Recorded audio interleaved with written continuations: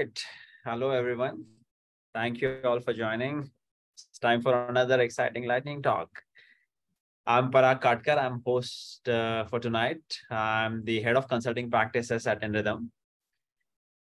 InRhythm is a modern product and technology consulting firm, and our practice leads stay on top of the latest technology trends always. And our consultants, they keep coming up with new talks and technology conferences.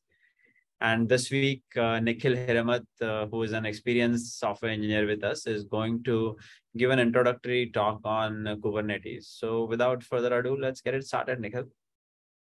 Hey, thanks, Parag. Thanks, everyone, for joining this session. I'm a little excited to actually share about, talk about the containerization part 2 of the series of containerization talks that I'll be hosting. So I'm glad to see that people are also interested in Kubernetes. So with that, let me introduce myself, and we'll go about that. Well, I'm Nikhil, as Parag introduced. I've been with the organization for years, and I've been building software applications, front end and back end, in various business domains like airlines, airline reservation, and check-in. And also, I've been working towards the insurance projects. And in the last 6.5 years, I've been mostly dedicated towards the digital payments and fintech product developments. That being said, today's talk is mostly going to be on the part 2 of the containerization series, where we'll be focusing on Kubernetes. So this requires us to actually do a quick round of recap about the part 1 of the containerization series, where we spoke about Docker. So Docker, if you look at it, it's a primitive part, or not just primitive, it's a basic construct of the containerization technology in the trend today. And we shall, I mean, this shall necessarily help us to set up some context around the Kubernetes talk today. So I mean, that as part of this recap, we'll be visiting Docker, Docker Compose, and Docker deployments a little. Okay. So that being said, if you can see here, let's start with defining Docker from our previous sessions. It's basically, to put in simple words, it's a tool to create and manage containers and do it efficiently. And hence, it should be wise for us to call it as a container engine, to kind of mirror deployments between environments like development, your staging environments, and then you have pre-production and production environments. So there will be no difference at the time when you developed and at the time when you are going live with your product. So and also it kind of eases the your life of having to run the tests and bring up the environment which where you perform the tests and make the production environments be alike the development and testing and the integration testing environments.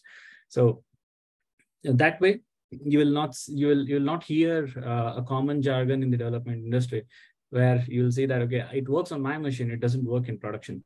So that kind of confusions are generally sorted out. That being said, how did it become so important, right? I mean, Docker basically helps us to have an exact same environment, like I said, in the lower and the higher environments generally, and then be able to do it in the shortest time possible, and also achieve that with a considerably lesser degree of error. So that being said, we can achieve it using two basic, understanding two basic constructs of Docker which is a Docker image and a Docker container. We need to just understand these two concepts so that we will know what we are dealing with when we actually jump over to Kubernetes. So, how it can be achieved, how a Docker-based containerization can be achieved. So basically, by structurally converting a set of repetitive tasks of deployment, provisioning services, tools, and softwares, provisioning file systems, and also having the environment configurations available as code can be done in the form of a Docker file.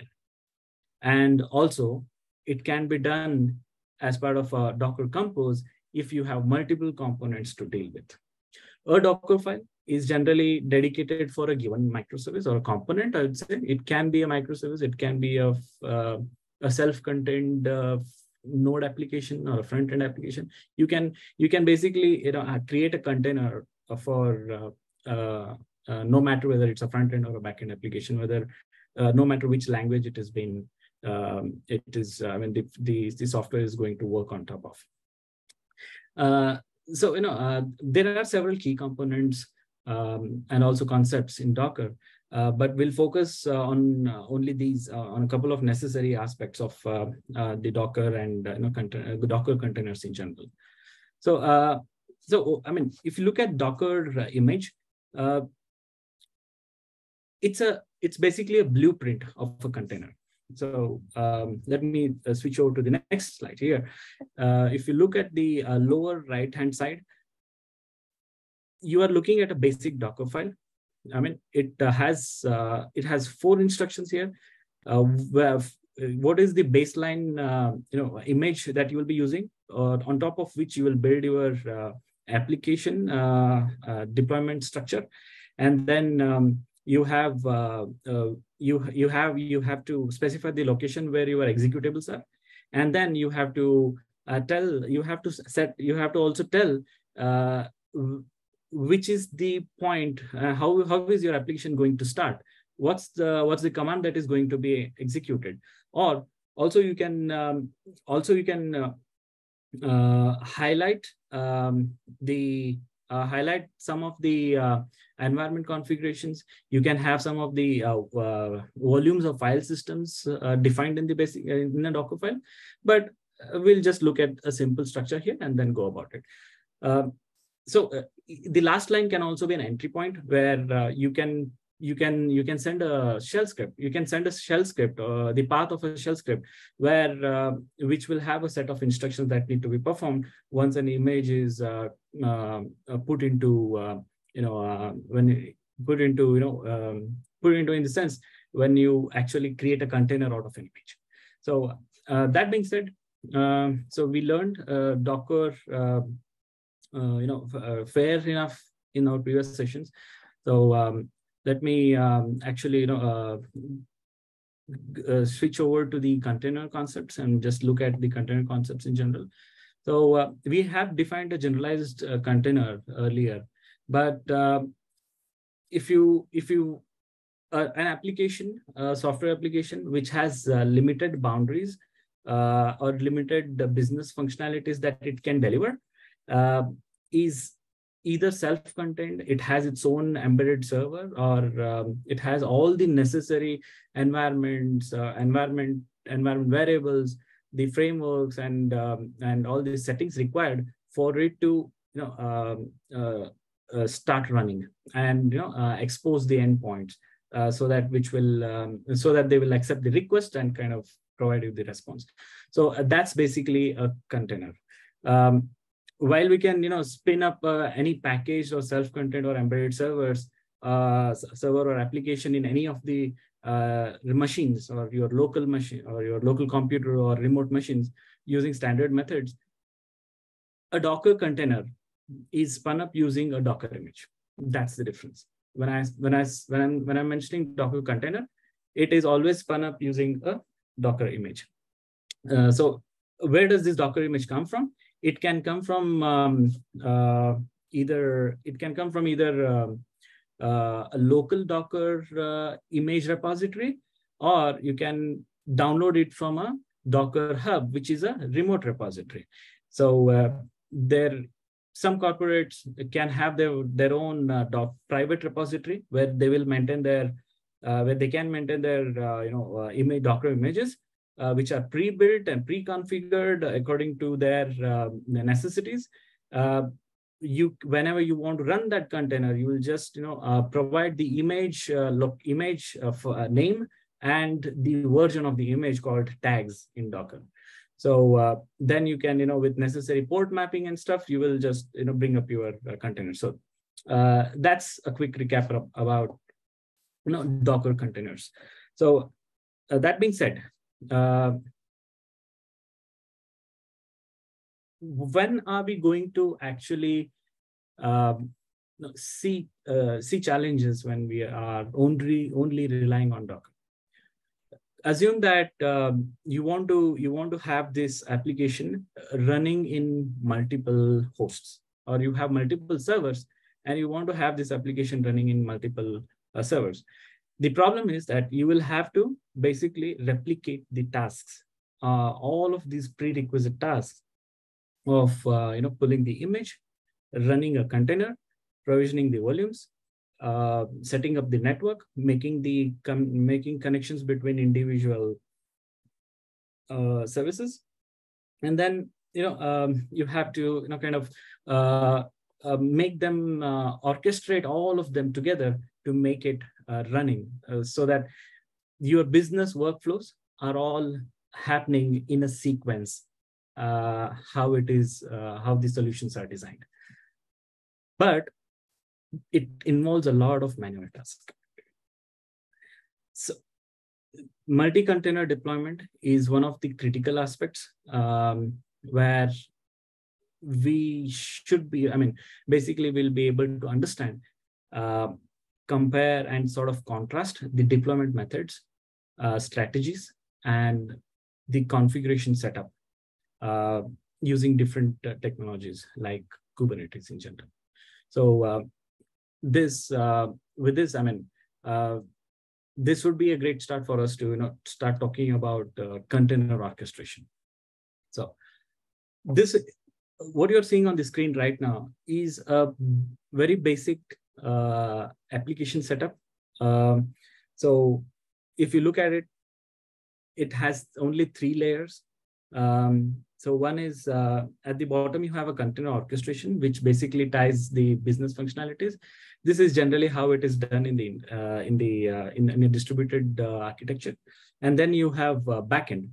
So the backend is basically comprised of 2 components. One is the database, and another one is a backend service, which interacts with the database, manipulates and processes the data, and then provides the processed data to the orchestration.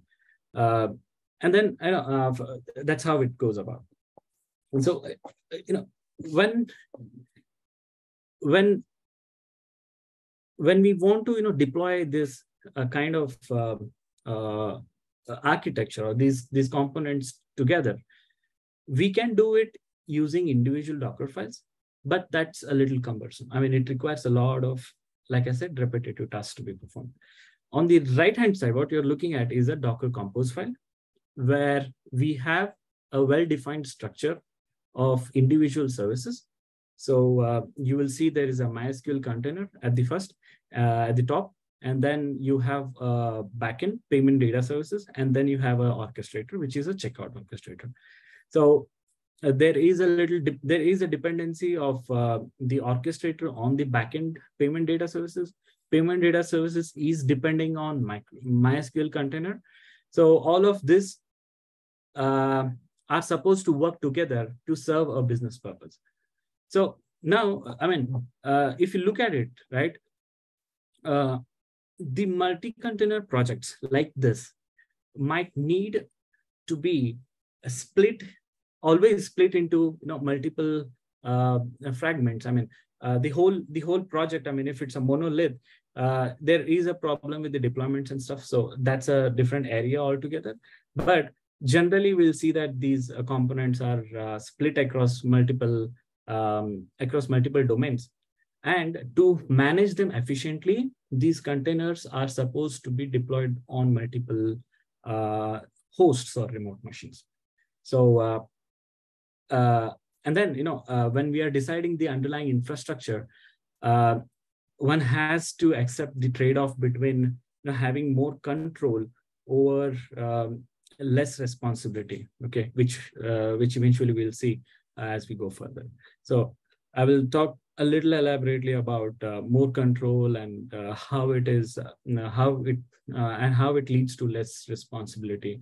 If you lose control over the configuration and provisioning your services, you will eventually have an impact towards owning the responsibility of provisioning the services and running and rerunning the scaling and scaling up and down the components. So that being said, as we will basically look at one more aspect that we discussed in our previous discussion was how we are going to basically deploy these components on AWS. There are multiple ways where we can deploy containers. One of the easiest approach is to deploy using on an EC2 container. So EC2 is pretty much a standard approach. It has in this case, we will have to pick a container type first, and then you will have to select the configuration. You will have to select the memory size, the quota and stuff. And then once your container is up and running, you will have to SSH or get access into the container. And then you will have to install the basic software like Docker. And then you have to install Docker Compose plugins, any command line utilities, Git or whatsoever, etc. And then you can basically run the Docker containers. You can see a couple of approaches here when you want to deploy a Docker image, as in a Docker container on the AWS EC2. You can either do it imperatively using Docker pull and Docker run, so on and so forth. But one has to always pull the Docker images from Docker Hub. Either it's coming from a private repository or it's coming from a public Docker Hub repository. For every component that is being deployed, right? You have to pull the images first, and then before spinning up individual containers, you have to start creating binding, perform those prerequisite steps where the routes are supposed to be configured. Let's say when we looked at the in the previous slide, so checkout is talking to payment data services. So these two components needs to know the addresses of each other if they are communicating between themselves. So that kind of networking setup we need to do it. We have to do it manually. So that is one additional overhead if you are doing the deployments on EC2 manually. And then just imagine the scale of work if you have 40 plus components. Here you're looking at only 3 components, but in a production grade application, you will see that there are 40 plus components, and then the deployment with all the relevant bindings, connections, and environments will be haywire. You cannot manage it manually. And then comes Docker Compose for your rescue in this case. Like I said, this is a better way to do things, where we can access the necessary files and check out the Compose YAML from your private repository. Let's say you are managing all your source code in GitHub, and you have all your release specs or release files, which includes your deployment YAMLs, which includes the environment YAMLs in a GitHub repository. You'll basically check them out, you'll create a copy, you'll download a copy of them on your machine, or in this case EC2, and then you will spin up a container suite from using the Docker Compose commands. So if when going back to the previous slide, on this Docker Compose file on the right-hand side, if you run a Docker Compose command on this file, it will spin up all the necessary containers which are defined in this schema. So that being said, this can be simplified. I mean, there is one more problem associated with this kind of EC2 based approach. It's that when you have to always select the size of the containers to be quite big. I mean, medium to large scale, because there are chances that the containers will crash very often, and then you have to just manually intervene to bring up the containers, scale them horizontally, and so on and so forth. So that is an additional overhead. So that being said, we have Amazon also provides a managed container service. Even though we use Docker Compose with the earlier approach, this do-it-yourself approach has its own downsides, and that is the trade-off between the having control and responsibility. So in EC2 you had more control, but you also get more responsibility to manage the policies, the security, the networking, pulling the images, bringing up the containers, so on and so forth. So it means we have to necessarily have the expertise to deal with these kind of tasks, creating and doing the CRUD operations and stuff, and then every now and then you will hit a bottleneck where instances they have a their heap space will get overloaded, and they start crashing for whatsoever reason it is. And then when you want to recreate the instances, then you're basically recreating the whole suite. So it will cause an application downtime and impact the business. So now in ECS, we are basically using Amazon as a third-party service to manage all the tasks mentioned before, all the tasks that we kind of listed, including the CRUD operations and provisioning, volumes, policies, file systems, and so on and so forth. Hence, basically, it kind of takes away more control and leaving us with less responsibility. Though we have minimum amount of control over defining different aspects of ECS. Amazon, it's like elastic container services. So still, you will have a little less responsibility of actually ensuring that the containers are always having an uptime, and you don't see some downtime towards your business. But this has two major caveats, and I also personally found that they don't meet a normal developer or a development team's expectations. Basically, because you are locked in with the vendor. ECS is structured in a way where it's conceptually it has its own terminologies. So it has some sort of task definitions. It has a cluster. It has a service container definition. Then you have services and clusters. But services, as a developer or a microservice developer, we think of it differently. Container, we think of it differently. Task, we think of it differently. And now these terminologies are different across different cloud providers.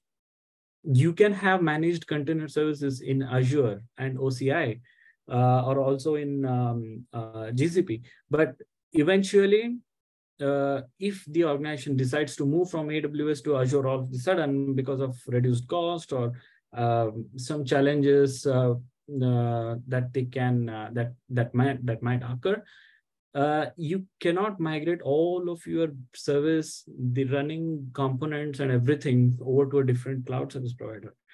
And it's not that easy, because conceptually you are hardwired to the ECS, Amazon Elastic Container Services concept, and the task definitions and stuff like that.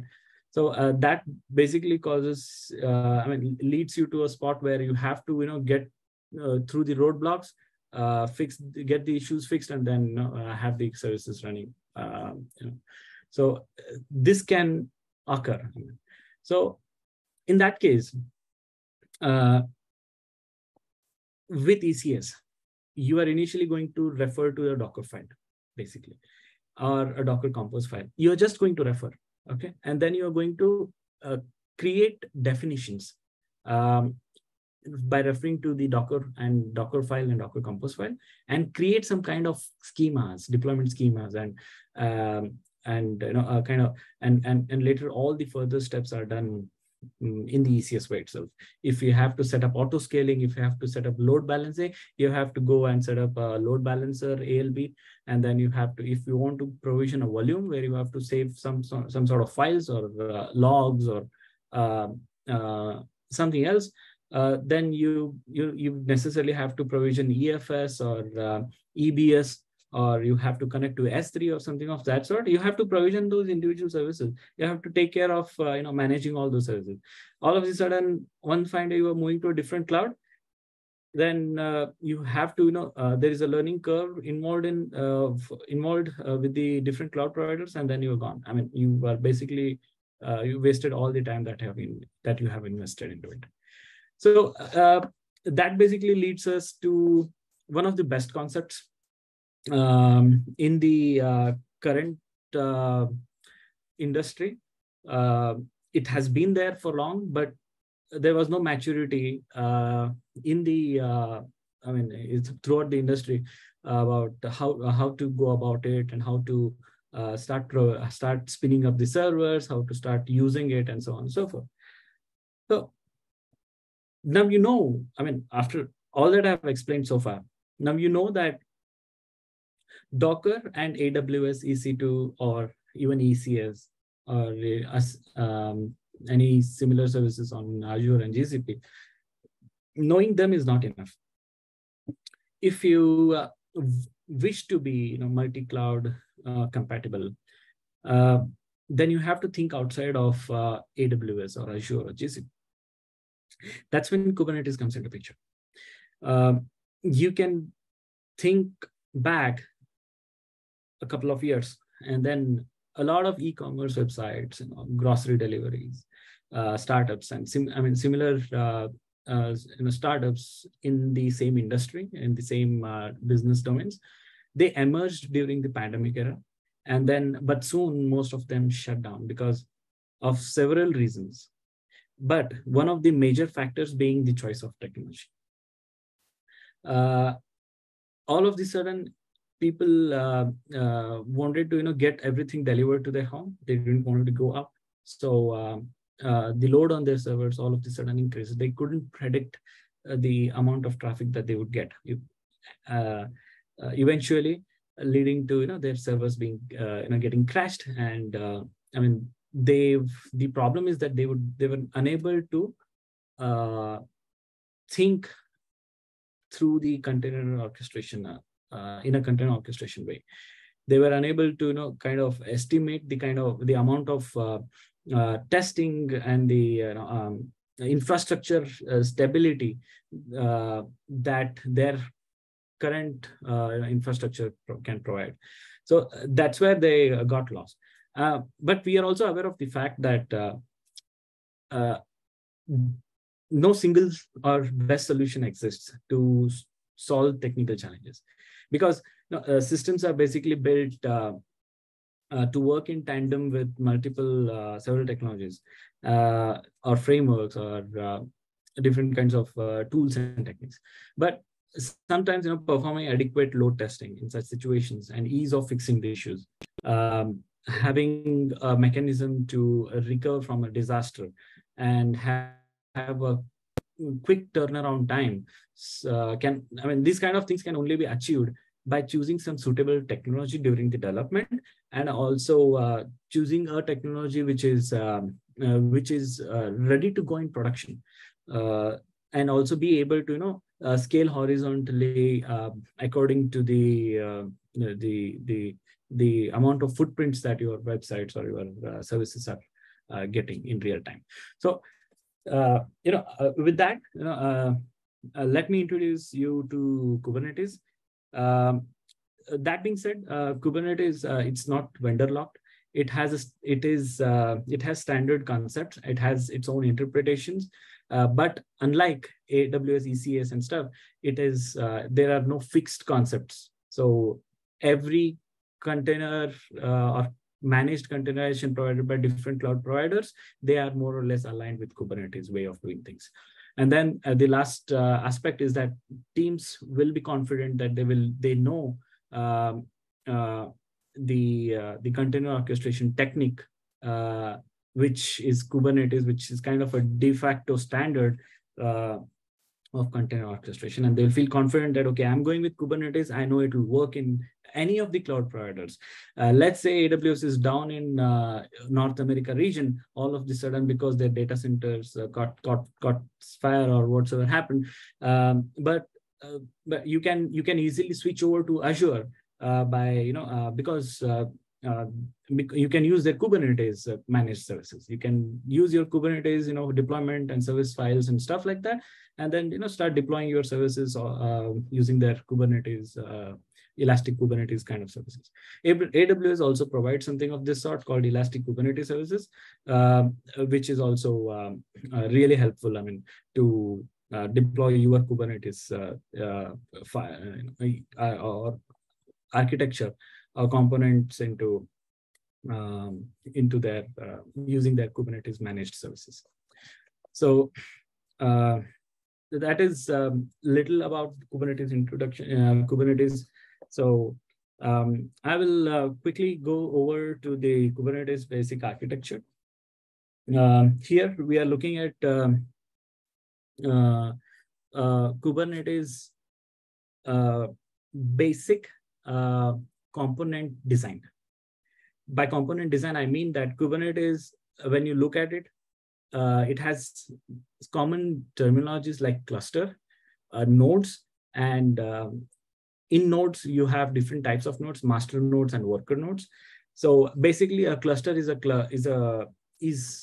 its literal form, it's a cluster of nodes. Nodes are machines. These machines are divided into two parts: worker nodes and master nodes. At the top, you're looking at a master node.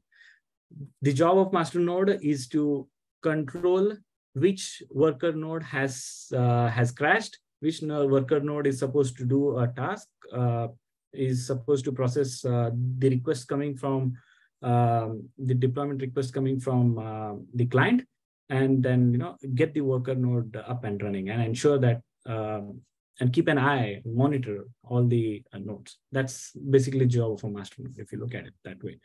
And then worker nodes, they have something called pods.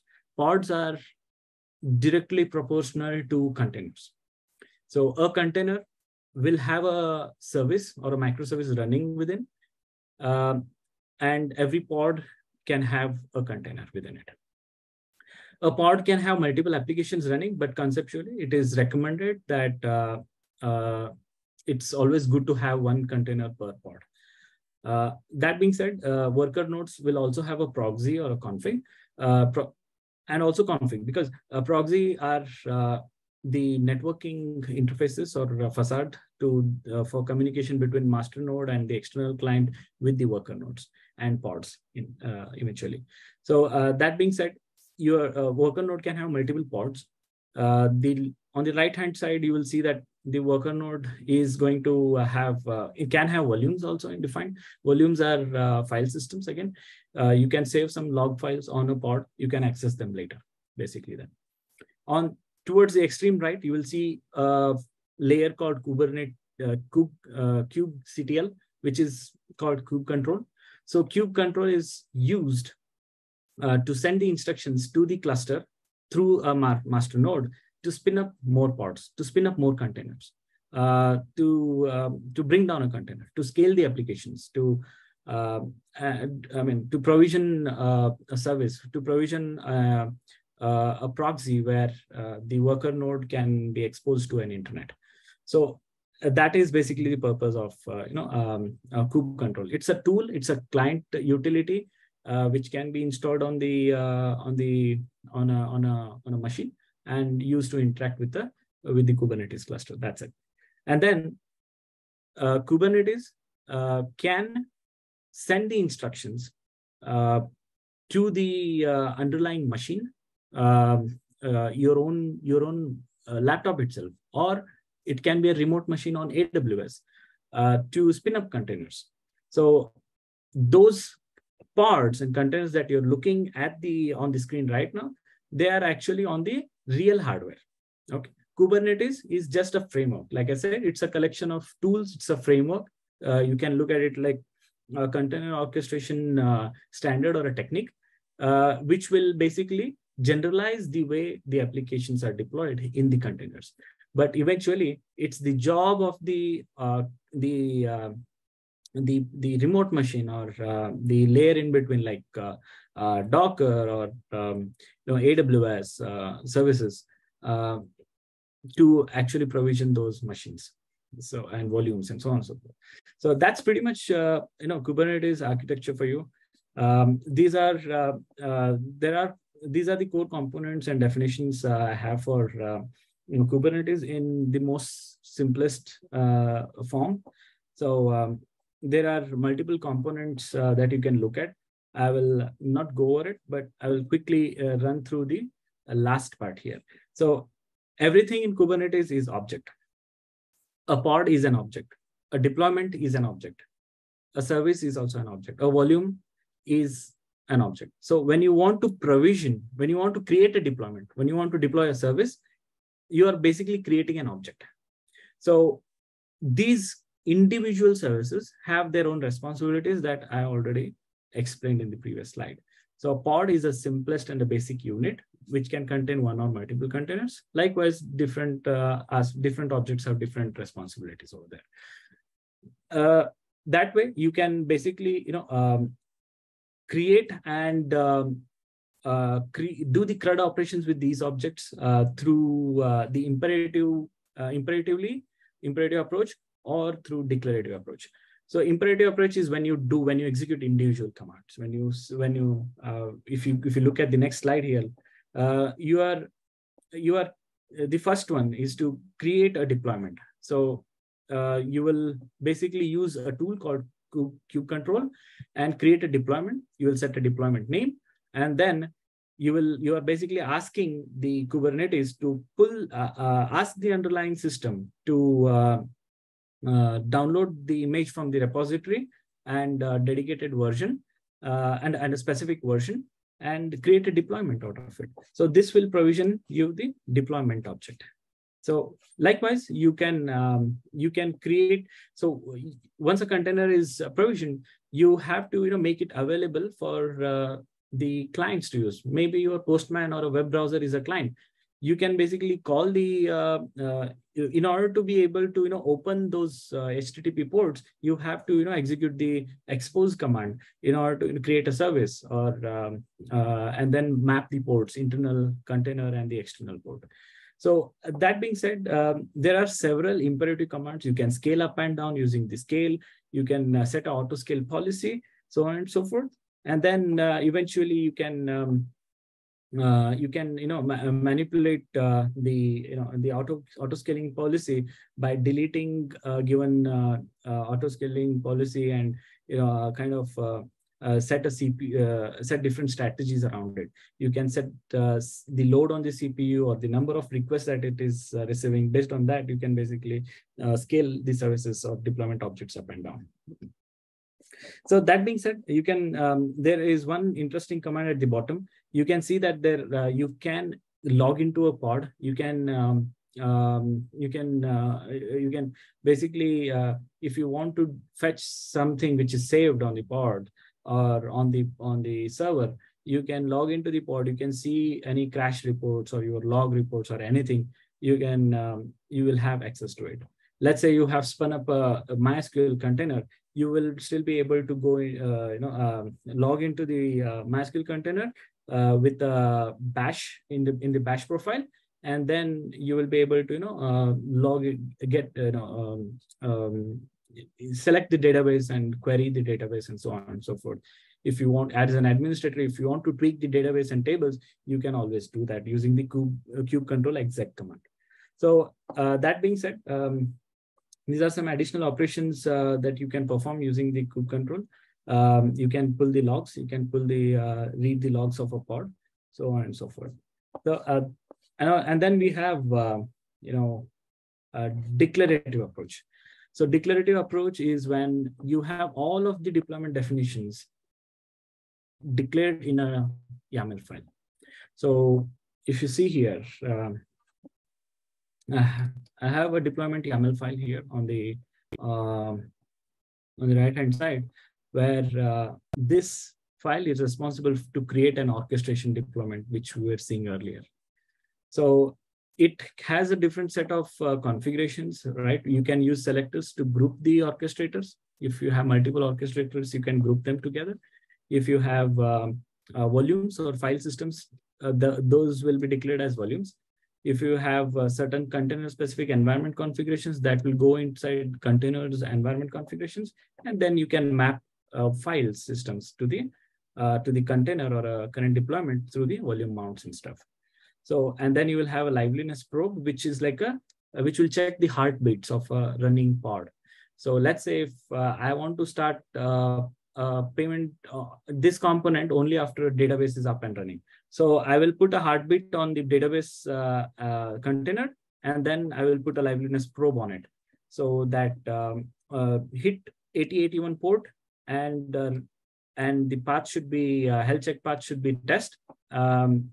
Run the tests every 30 seconds, and if it is down, then scale the application or restart the application.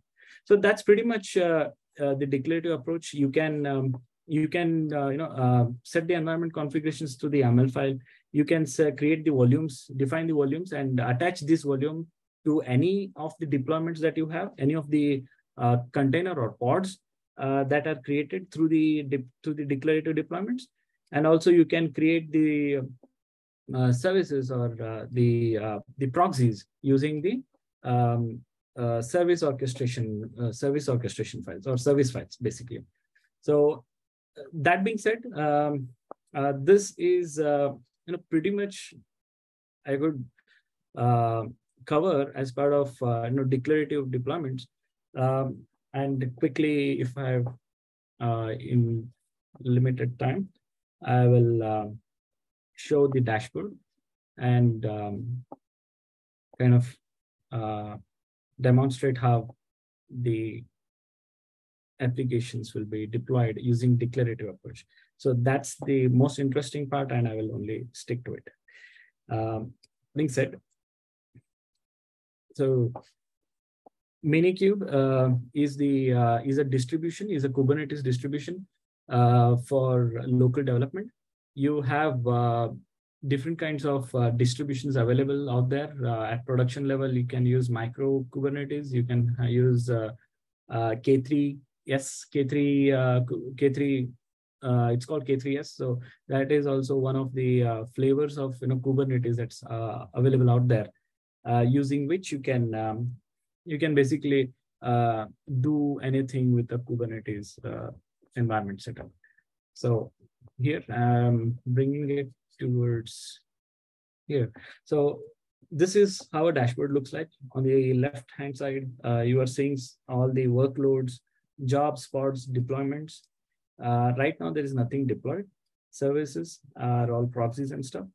And this is the cluster where we'll be deploying our, this is the cluster where, and the node where we'll be deploying our services.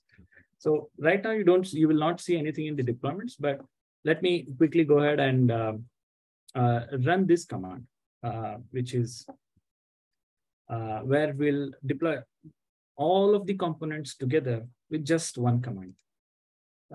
Here. So with this, okay, let me try here. So I've executed this command where we are using all of these deployment orchestration, deployment downstream, service downstream, service orchestration, provisioning volumes, and volume claims, something called volume claims, where you can attach and detach volumes based on the demand and the environments. So if you go back to the dashboard, you will see that there are two deployments out here, right? If you look at the workloads, you'll see that there are two pods, associated with two deployments. One is container orchestrator deployment. The other one is a downstream deployment. There are dedicated pods for each of these deployments. So the other interesting part, which I want to show here, is that this pod number 2, which is downstream component, is associated with two different containers. One is the payment data services container, and the other one is the MySQL database. So if you look at the pod in detail, you'll see that there are two containers here, which is payment data services container and MySQL container and so on. So MySQL container has a repository called card service repository, and its password and configurations. And these configurations are being pulled by the payment data services container through the environment file here. So this is what it is. Yeah, this is pretty much, I wanted to show about how a dashboard looks like. This is, I mean, you can definitely, run a couple of commands on the terminal to scale up and down the services. And then, you can basically look at different services and, connectivities and stuff. So if you want, all of this whole, all of the components, this whole infrastructure can be brought down with just one command. So that's the best part of, declarative approach. And the intention of doing this is to show the capabilities of Kubernetes and using declarative approaches to be very specific about it. So if you see, all the components at the are deleted, in a chronological order. So if you go back to the dashboard, you will see nothing here. So no deployments, no jobs, no pods, no replicas. There is nothing in the services. There are no proxies remaining, except that there are something which is present out of box, and there is nothing. And this cluster Minikube, it has all of its memory available back to itself. So this is all about Kubernetes and the introduction to Kubernetes, and that's where I will call it an end. Thank you. Really in-depth overview, Nikhil. Amazing talk, like you always do. Reminder to everyone, we do these talks every Thursday, 5:15 p.m. Eastern time. And next week, our iOS discipline lead, Nader, is going to talk about the best practices for building a scalable iOS architecture. So please mark your calendar. And thank you once again for joining. I'll see you guys next week.